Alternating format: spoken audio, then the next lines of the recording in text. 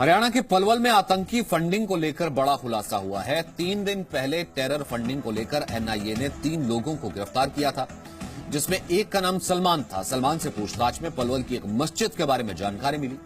सूत्रों के मुताबिक पलवल में हवाला के पैसे से मस्जिद बनाई जा रही थी, जिसमें सलमान अक्सर आता था। जांच एजेंसी ये पता लगा रही है कि उस मस्जिद में कौन कौन आते जाते थे। दरअसल सलमान के दुबई में रहने वाले एक पाकिस्तानी से रोज बात होती थी, जो आतंकी हाफिज सईद के संगठन फलाह इंसानियत के लिए काम करता था। सूत्रों के मुताबिक अरब देशों और पाकिस्तान से आने वाला पैसा हवाला के जरिए सलमान तक पहुंचता था। के बारे में हमारे पास कोई शिकायत वगैरह नहीं है। इसकी एनआईए जांच कर रही है। एनआईए दिल्ली से ही जांच हो रही है।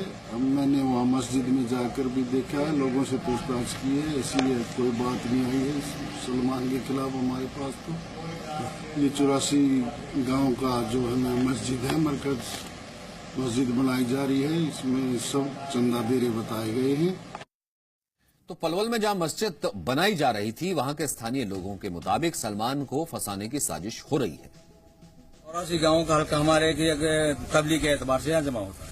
उनके सारे फंड से हमारा काम चल रहा है और उसका हमारा न कि सलमान अकेला है, बल्कि हम सब, कभी मैं भी ले आता हूँ, कभी ये भी ले आता, कभी ये भी ले आता, कभी ये ऐसे लाते हैं। कमेटी भी है, इसमें कोई उसका आतंकवाद से कोई मतलब नहीं है। उसका बैग भी बहुत ऐसा है हल्का, सिर्फ इमाम के नाते हमारे यहाँ रहते, इसीलिए उसे हम जिम्मेवार कहते हैं। अरे जैसे कि हम पेपर में पढ़ रहे हैं, वो सरासर गलत है। उसका कहीं कोई लिंक नहीं है इसमें, हमारी नॉलेज से अभी तक उसका कोई लिंक नहीं है। ना तो इसका आतंक से कोई मामला है, ये तो गरीब घराने का है, गरीब लड़का है। आज तक दिल्ली में भी किराए मकान पर रहता है, निजामुद्दीन में बाप दादा के आगे से ही किराए का मकान है। बेचारा हल्का से इधर उधर से चंदा करता है और इस मस्जिद में काम चला रखा है। इसमें पूरी मेवात है। दुनिया में कोई भी इसके ये नहीं कह सकता कि इसका आतंक से कोई तार जुड़ा हुआ है, कोई मामला नहीं है।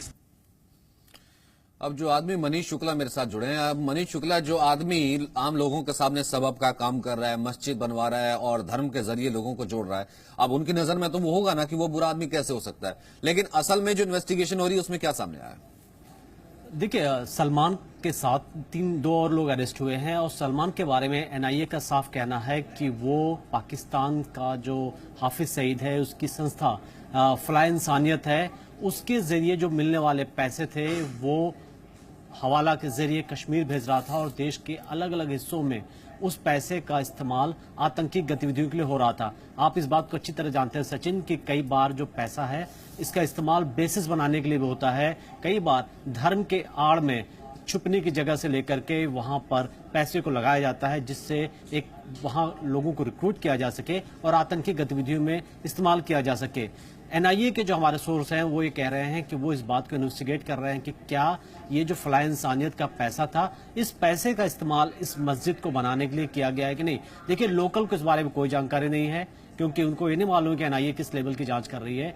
लेकिन सलमान के पास से 1,43,00,000 रुपए हवाला के रिकवर भी हुए थे और इस बात के भी प्रूफ मिले थे कि वो लगातार कश्मीर में आतंकियों को और जो अलगाववादी हैं उनको, जो पाकिस्तान से पैसे आ रहे थे, दुबई से आ रहे थे, उसको भेज रहा था। तो ये काफी क्रूशियल इन्वेस्टिगेशन है, क्योंकि और भी जगहों के नाम आ सकते हैं कि जहां पर सलमान वहां आता जाता था, क्योंकि इस बार में बात कही जा रही है कि मस्जिद में लगातार वो आता जाता था, वो पैसे वहां देता था।